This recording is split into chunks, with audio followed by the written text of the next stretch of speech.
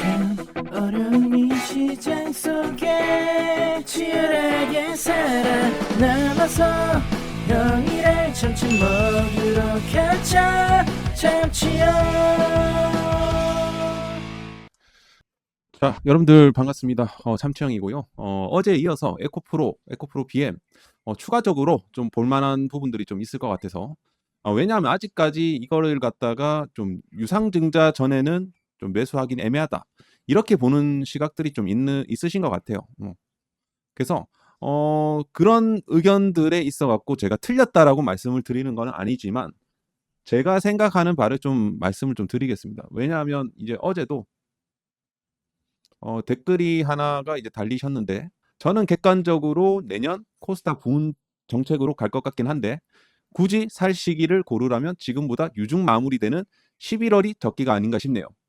어, 상디라는 건 상신 뭐 EDP 그거를 얘기하시는 건지 모르겠고 ENF도 그렇고 그 전인데 좀 오르다가도 귀신같이 유중하는 그 순간 하락에서 저점 다시 찍고 올라오는 걸 봤을 때 유중 마무리 전까지는 기다리는 게 나을 것 같아 봅니다. 그래서 이제 제가 생각하는 바를 좀 설명을 좀 드리도록 하겠습니다. 자, 오늘도 여러분들 구독과 좋아요 한 번씩은 꼭 부탁드리도록 하겠고, 자, 지금 시장 조금은 지금 구간은 좀 애매한 구간이긴 하지만 양 방향성을 우리가 열어둘 수 있는 그런 구간이기도 해요. 지금은 이제 상방으로도 한번 슈팅이 나와줄 수 있는 구간이고 하방으로도 밀려면 밀 수 있는 그런 구간입니다. 이게 이제 뭔 말이냐면 지금은 이제 5일선을 딱 지켜주고 있잖아요. 그렇기 때문에 지금 어떻게 봤을 때 변동성 구간에 이제 접어들었다라고 보실 수가 있겠습니다.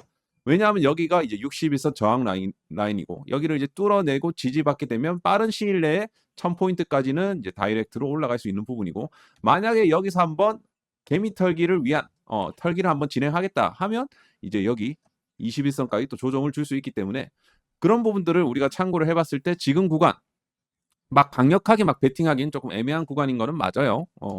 그래서 어떤 시장의 어떤 위치, 코스닥의 위치를 어느 정도 파악을 해놓고 우리가 시장을 보는 게 좋을 것 같기는 합니다. 자, 그럼에도 불구하고 지금 하방 경직성이 어느 정도 있는 이런 에코프로 같은 종목은 어느 정도 이제 하방에 대한 이런 경직성은 있을 수가 있어요. 그런 부분들로 봤을 때 저는 제가 생각해서 여러모로 에코프로 BM을 지금부터 분할 매수하기에는 적기다라고 생각을 한다라는 겁니다. 자, 그래서 하여튼 그런 부분이고, 자, 오늘 이제 시장 투자자들을 보면 외국인 기관들이 코스피에서 양매수세를 보여줬고 코스닥에서는 매도세를 보여줬습니다. 뭐 오늘은 전체적으로 수급적으로 뭐 코스닥은 그렇게 좋지는 않았어요. 좋지는 않았지만 그 코스피 위주로 좀 흘러갔다라고 이제 보시면 됩니다. 전체적으로 좀 약간 하락장 같은 느낌이 좀 컸습니다. 아무래도 지금 시가총액 상위 종목들, 특히나 삼전 닉스 쪽으로 거래 대금이 막 또 쏠려 있다 보니까 특히나 오늘 삼전에 거의 한 10조 정도 쏠렸고요. SK 하이닉스가 한 7.3조, 삼성전기가 1.7조 정도 그렇게 쏠렸습니다.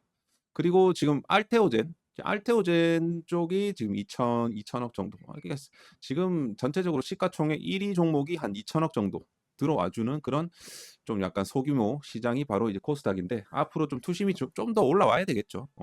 에코프로도 마찬가지고 에코프로 BM도 앞으로는 이제 투심이 조금씩 살아날 겁니다. 자, 아무튼 뭐 지수 같은 경우는 지금 양 방향성의 어떤 가능성이 있는 그런 자리다. 그냥 변동성을 앞두고 있다는 소리예요. 그렇게 보시면 될 것 같습니다. 자, 확실히 딱 빠졌을 때 매수하는 게 좋긴 합니다. 그래서 이번에 이제 제가 준비한 내용이 이제 다시 한번 유상증자에 대해서 다시 한번 좀 설명을 좀 드리고자 해요. 자, 다시 한번 돌아가서 저는 이 어쨌든 내용에 대해서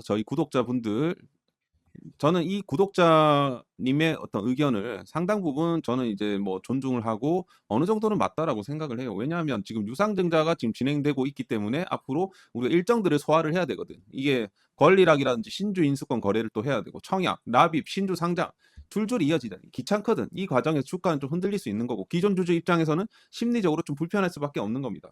근데 제가 반문하고 싶은 포인트는 요거예요. 과연 11월 5일 이후 신주 상장 이후에 사는 것은 정말 가장 좋은 타이밍일까? 저는 거기에 이제 좀 반문을 좀 하고 싶은 거예요. 주식 시장은 생각보다 좀 빨리 흘러가요. 그러니까 악재가 끝나는 날을 기다려서 움직이는 게 아니라 악재가 해소될 가능성이 보이는 구간부터 먼저 움직이는 경우가 많다는 거죠. 유상증자는 단순히 우리가 그 신주 상장일 하나만 보면 되는 게 아닙니다. 뭐 1차 발행가도 있을 것이고요. 그리고 권리락, 신주 배정 기준일, 신주 인수권 거래, 최종 발행가, 청약, 납입, 신주 상장까지 그 일정마다 수급이 다 달라지고 투자자들의 판단도 다 달라진다는 거예요. 주식은 생명체다라는 그런 이야기가 여기서 나오게 되는 거예요. 그래서 좀 다소 과하게 뭐 좀 제가 뭐 다소 이제 과하게 뭐 이런 멘트를 쓰긴 썼는데 무조건 늦다는 아니에요. 늦을 수가 있다라는 거예요. 왜냐하면 유상증자는 완료일에만 반영되는 이벤트가 아니다라고 말씀을 드렸고, 많은 투자자분들이 이렇게 생각할 수 있습니다. 유상증자 끝나고 신주 상장되면 그때 불확실성이 끝나는 거 아니냐? 그러면 11월 5일부터 보면 되는 거 아니야? 겉으로 보면 맞다라는 거죠. 11월 5일은 신주가 상장되는 날이고, 그날이 되면 이제 유상증자라는 큰 일정이 일정상 마무리가 돼요. 근데 시장은 그렇게 단순하지 않다라는 거예요.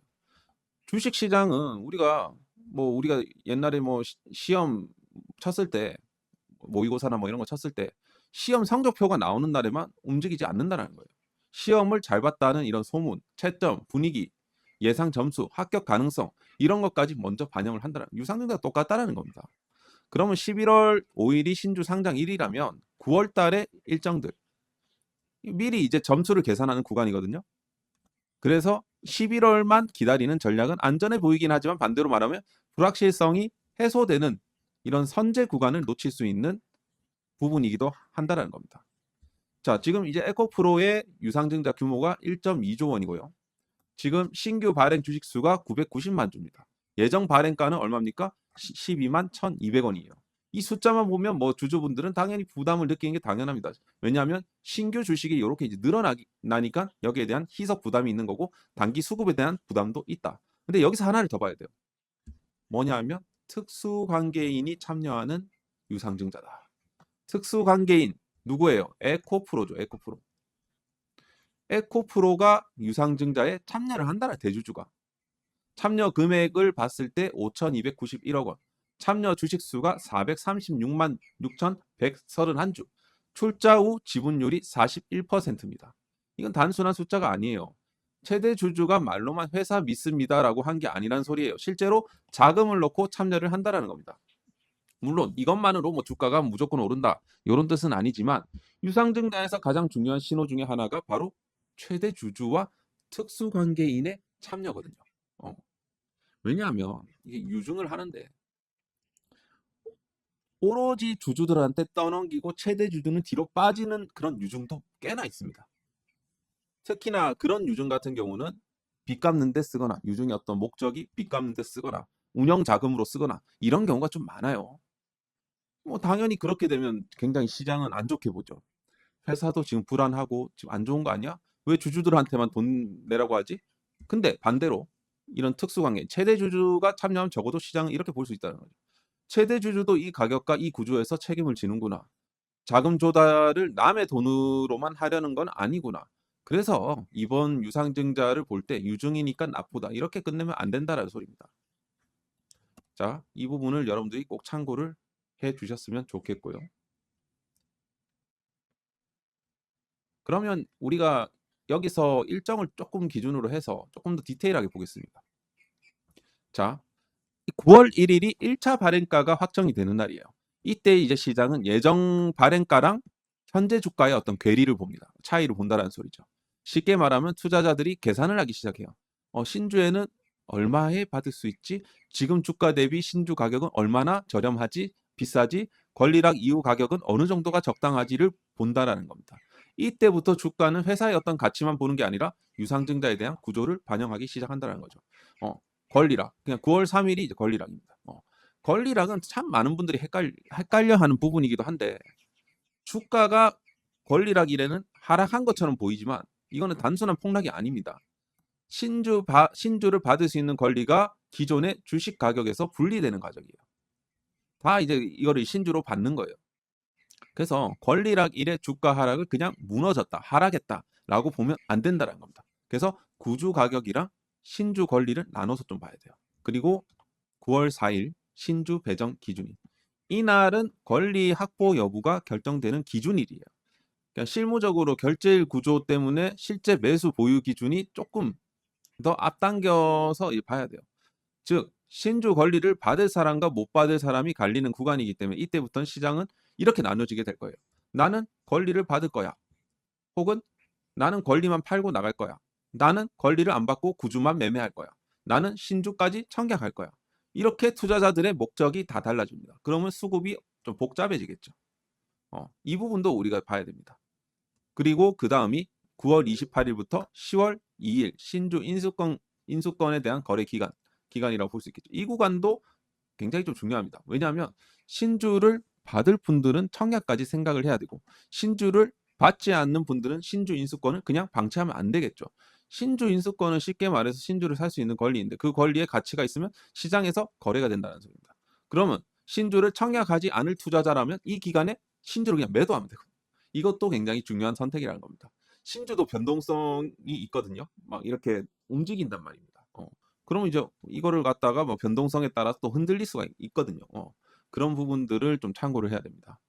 그리고 이 유상증자 일정에서 가장 많이 놓치는 부분이긴 한데 나는 청약을 안 할 거니까 그냥 가만히 있으면 되겠지 이렇게 생각하면 안 돼요. 청약을 안 할 거면 권리 거래 기간에 권리를 팔지 아니면 그대로 둘지를 판단을 하고 우리가 해야 됩니다. 아니 매도를 하거나 보유를 하거나 이렇게 판단을 해야 된다는 소리죠. 그래서 그런 부분들을 좀 참고하시고 그리고 10월 12일이 최종 발행가가 확정되는 날 이때는 신주를 실제로 얼마나 받을지가 확정이 된다. 여기서 조금 더 명확해지죠. 신주 가격이 확정이 됐네. 현재 주가와 비교했을 때 청약 메리트가 있네 없네. 요게 이제 구분이 가능합니다. 그래서 구주를 더 들고 갈지 신주를 받을지를 판단할 수 있는 그런 구간. 이 시점부터 불확실성이 조금 더 줄어들어요. 만약에 뭐 굉장히 이게 뭐 유리한 조건으로 되게 되면 주가는 또 급등이 나올 수가 있는 거예요. 그러니까 이렇게 중간중간에 일정 틀이 많다 이거예요, 사실. 그리고 15일부터 16일 구주주 청약. 그러니까 실질적인 참여 여부. 그러니까 신주를 받을 투자자들은 청약을 해야 된다. 권리만 있다고 자동으로 신주가 들어오는 게 아니다. 청약을 하고 돈을 넣어야 신주를 받을 수 있다. 라고 보시면 됩니다. 그리고 신주 상장. 많은 분들이 이날을 유상증자의 끝이라고 보거든요. 맞습니다. 뭐 일정상 중요한 마무리 시점인데 주가 관점에서는 꼭 첫 매수 타점이라고 볼 수는 없는 거예요. 앞서 말씀드렸다시피 왜냐하면 시장은 이미 9월에 어떤 권리락 그리고 10월에 신주 인수권 거래 최종 발행가 확정, 청약, 납입 과정들을 거치면서 많은 불확실성들을 먼저 반영할 수 있기 때문입니다. 그래서 11월 5일은 이제 처음 사야 하는 날이라기보다는 그동안 반영된 흐름을 확인하고 비중 조절을 오히려 해야 하는 날에 가까울 수가 있다. 그래서 요 일정을 우리가 잘 봐야 된다라는 거고 이 특수관계인 요거 참여 말씀을 드렸고 이런 최대주주의 어떤 책임 있는 이런 자금 투입 시그널이라고 우리가 해석을 해볼 수가 있겠다라는 겁니다. 그래서 저는 뭐 지금 무조건 사라 뭐 이런 것보다도 구주와 신주를 좀 나눠서 보는 것이 좀 핵심이다. 많은 투자자들이 유증을 볼 때 구주와 신주를 한 덩어리로 보거든요. 이거 에코프로비엠 사야 돼? 말아야 돼? 11월에 사야 돼? 지금 사야 돼? 그런데 유상증자 구간에서는 이렇게 보면 안 돼요. 구주는 이미 거래되고 있는 기존 주식이고 신주는 일정에 따라 할인된 가격으로 받을 수 있는 새 주식이고 그리고 신주 인수권은 그 신주를 받을 수 있는 권리이고 자 그래서 이제 유상증자 구간의 핵심은 하나의 이런 매수 매도 판단이 아니고 신주, 구주, 권리를 나눠서 판단을 해야 된다. 그래서 제 생각에는 유상증자에 대한 악재라고 판단을 한 그 가격대에서 매수세가 분명하게 들어온 것이고 그 가격대가 지지가 되면 저는 그 가격대가 메리트 있는 가격대라고 생각을 한다는 거죠. 나중에 차트를 통해서 좀 보여드릴게요.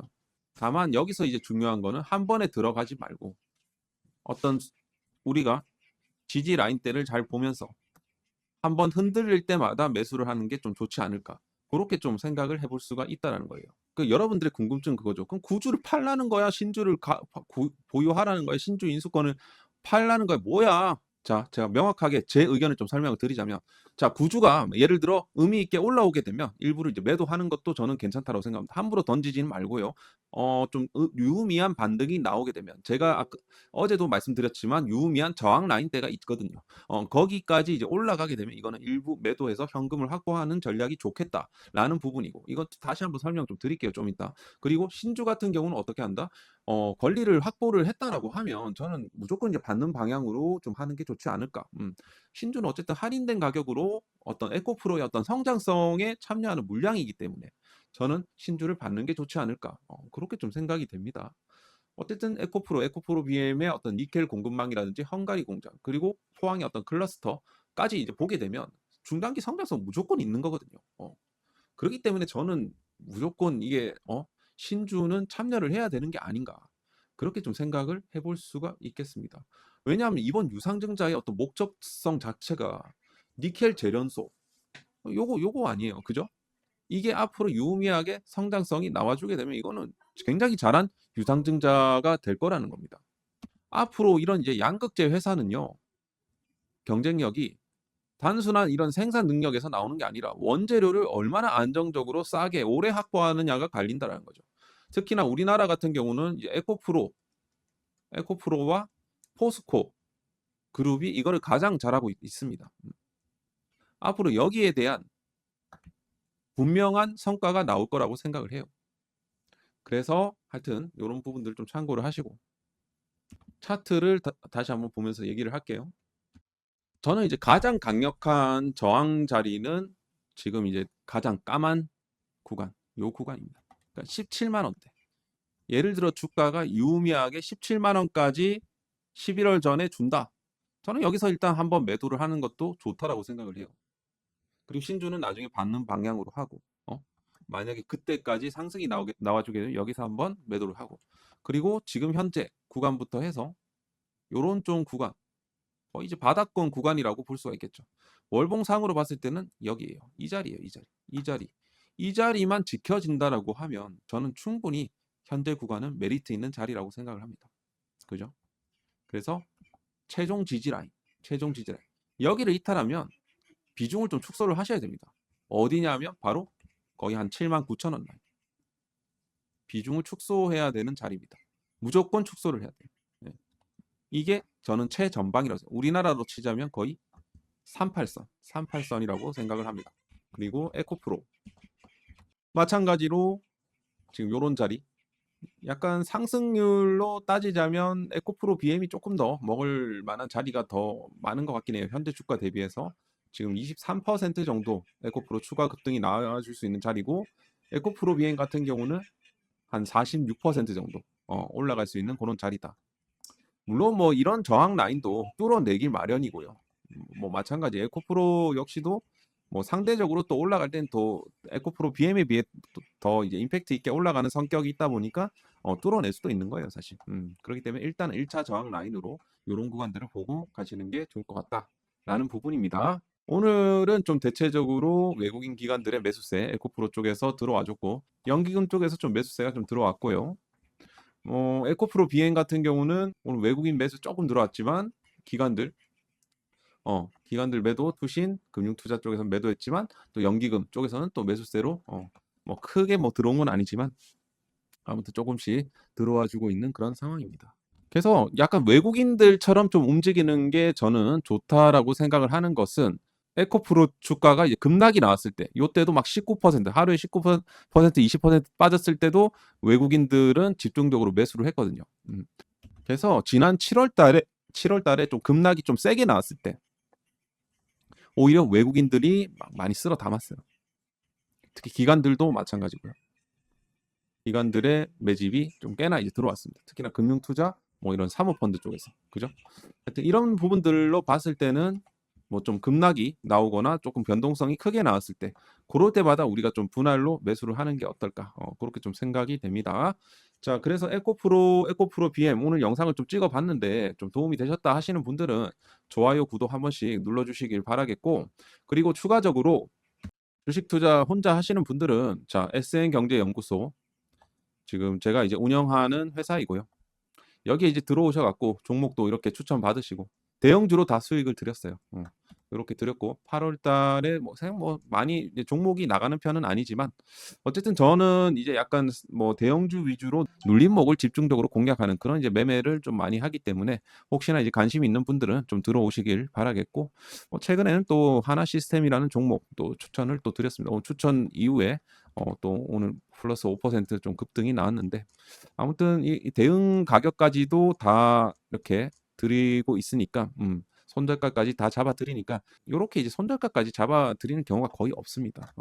그런 부분들을 좀 참고해서 저희 SN경제연구소 무료 텔레그램 한번 체험을 해 보시길 바라겠습니다. 자, 입장 방법은요. 텔레그램 참치형 유튜브 뭐 아무거나 클릭하시고 여기서 더보기 클릭하시고 여기서 SN경제연구소 무료 체험 정보방 요거 링크 딱 클릭하시고 들어오시면 되겠습니다. 돈 일절 안 받고 있으니까 들어오셔갖고 한번 반신반의 하시면서 한번 체험을 해보시길 바라겠습니다. 자, 오늘도 수고하셨고요. 다음 시간에 또 뵙도록 하겠습니다. 감사합니다.